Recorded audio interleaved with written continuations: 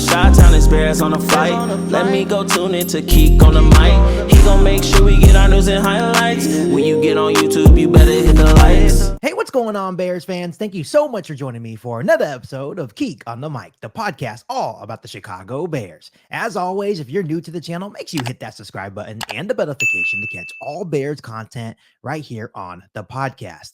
Bears fans, make sure you also do me a huge favor by also hitting the like button on today's episode of KIEQ on the Mic. Bears fans, we are officially 1 week away until Chicago Bears football is back. So if you guys are excited for the start of the Chicago Bears season, go ahead and comment Bear down below to show me your Bears pride down below in the comment section. Once again, I will be going live next Sunday for a live play-by-play and reaction to the very first game against the Tennessee Titans. Bears fans, I am so excited that Bears football is officially back.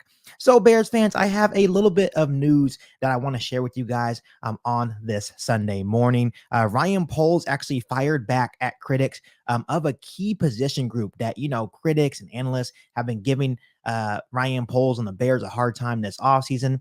And we have talked a whole lot about what Ryan Poles and the Bears have done with this roster, especially on the offensive side of the football. Once again, you talk about adding guys like Keenan Allen, DeAndre Swift, Rome Odunze, obviously Caleb Williams.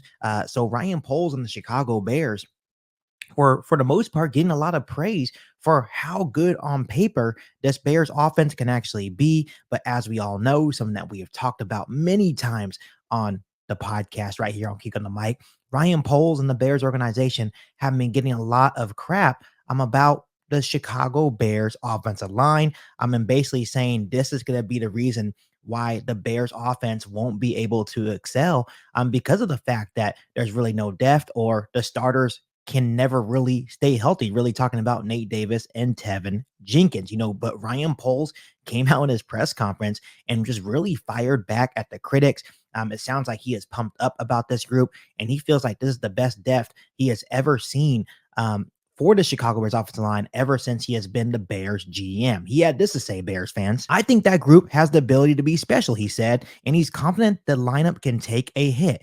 This is probably the best depth I've ever had," Poles said. "I let one of the guys go on cut downs, and I was like, man, you did an excellent job. I wish we could keep you here." He said, "This is the deepest room I've ever been a part of. So we have more versatility, more depth. Shoot, we have 10 guys, so I feel comfortable. Obviously, you want your starting five to be healthy and ready to go, but I feel more confident in the depth of our offensive line than I ever have before."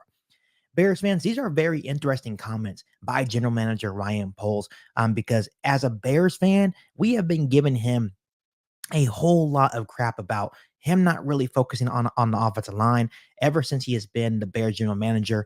The Bears offensive line has, for the most part, been pretty mediocre. And when we were all so confused at why it was so hard, especially being an ex-offensive lineman that Ryan Poles is, why was it so hard for Ryan Poles to build a quality offensive line? But I want to share with you guys some stats on today's episode of KIEQ on the Mic, because I think there is a reason why Ryan Poles is so confident in this year's Chicago Bears offensive line. And when I really dug deeper into it, I can see where the confidence is coming from. And this is truly the best offensive line, or the best 10 guys that we have had in a very long time. Let's start out with the projected starters for the 2024 Chicago Bears. Of course, you have Braxton Jones at left tackle. You're going to have Tevin Jenkins at left guard. And we all know about Tevin Jenkins. As long as he can stay healthy, I feel like he is an all-pro guard in the National Football League. Of course, Coleman Shelton had a really good preseason. He really carried his weight. I'm not sure when Ryan Bates is healthy if he will be the starting center, but it seems like Coleman Shelton will be the Bears starting center. Of course, Nate Davis, we talked a lot about Davis. As long as he can stay healthy, I think he can be a quality right guard for the Chicago Bears. And then, of course, Darnell Wright, the right tackle that we drafted last year with the 10th overall pick in the 2023 NFL draft, going into his second season. There's a lot of high expectations, and I do want to make it very clear that Darnell Wright and Braxton Jones looked really good in the reps that they had during the preseason. They looked really good in practice as well. So it seems that Ryan Poles and the Chicago Bears have their left and right tackle of the future, and that's obviously where it starts. But now let's look at the depth of the Chicago Bears offensive line. And I think this is what Ryan Poles was insinuating during his press conference. This is why he was firing back at the critics, saying, the Bears offensive line is going to hold this offense back. I think the depth is really special for this group this year. Of course, you have Ryan Bates, Doug Kramer, really excited about him. Karan Amagaji as well. Karan is still working back, but the expectation from Ryan Poles and the Chicago Bears that this kid can be special for this Bears offensive line, and he could possibly be a starter as soon as this year, but definitely next year, I expect Karan Amagaji to be a starter for this offensive line. And of course, Matt Pryor and Bill Murray also had really good preseasons for the Chicago Bears offensive line. Once again, this goes back to me saying a couple of weeks ago that it was going to be really hard to make this football team.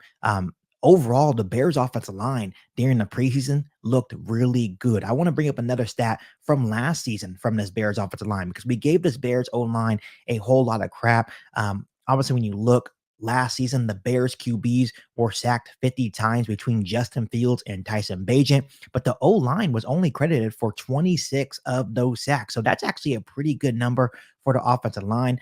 So obviously Tyson Bagent and especially Justin Fields caused a lot of those sacks. So for me, when I look at that stat and I say, okay, so the Bears offensive line only allowed 26 sacks last season. That's a really good number for that Bears offensive line. You fast forward to this year's preseason in 4 games, only allowed 1 sack and 10 total pressures. That's obviously really good. And then you could even go further than that. In the 2023 preseason, Bears fans only allowed 2 sacks and 22 pressures. So when I look at this Bears offensive line and what Ryan Poles was able to do with this group, I definitely see improvement. We can sit here and say Ryan Poles didn't build an elite group, but I think this group deserves more credit from analysts, from critics, than what we're giving them, right? Of course, they still have to play, they still have to prove themselves, and of course, they have to stay healthy.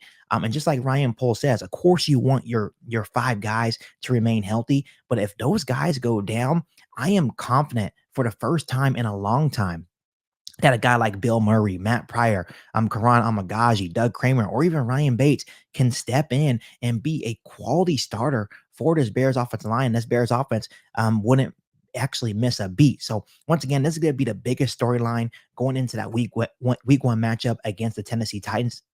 Is, can this Bears offensive line carry its weight? And I think personally, when you're looking at this offensive line, going back to the stat from last season, only giving up 26 sacks. And of course, it said 50 sacks, but only giving up 26 of them. Now you have a quarterback in Caleb Williams that by his play will actually help this Bears offensive line be successful. So for me personally, I definitely agree with Ryan Poles. He's proud of what he did and building this offensive line in the last couple of years. But this is a really, really good group that I think we need to give more credit. Once again, they need to prove it onto the field. But my expectation is not super high for this group this year. But this is a group that I feel like can come in. And as long as they can stay healthy, that starting 5 can really turn some heads and really take this Bears offense to the next level. So my question for you guys, Bears fans, on today's episode of KIEQ on the Mic is, what is your expectation for the Bears offensive line this season? How many sacks do you think they will allow on quarterback Caleb Williams? I think if they can allow that same number as last year, maybe in the 20 to 26 range, I think that would be a really good year for this Bears offensive line. And I think they have the potential to be a top 15 unit. I don't want to put them at the top 10 unit. I still want to see them play, but I think they have the potential as long as they can stay healthy and find that continuity of playing together. I think this has the potential of being a top 15 unit this year. And I think that would be perfect for this Bears offense as a whole. So once again, what is your expectation for the Bears O-line this season? Once again, we are 1 week from Chicago Bears football. And once again, I will be going live next week for the Bears Titans for a live play-by-play and live reaction stream. But as always, Bears fans, make sure you continue to hit that subscribe button and the notification to catch all Bears content right here on the podcast. Make sure you follow me on all my social media platforms, and make sure you share this episode of KIEQ on the Mic with every single Bears fan that you know. But other than that, be back for an all new Bears podcast right here on KIEQ on the Mic. Thanks, guys. And as always, bear down. You ain't bout it, you ain't bout it, you ain't KIEQ on the mic. You ain't bout it, you ain't bout it, you ain't KIEQ on the mic. You can go and subscribe cause I be on it right. You ain't bout it, you ain't bout it, you ain't KIEQ on the mic.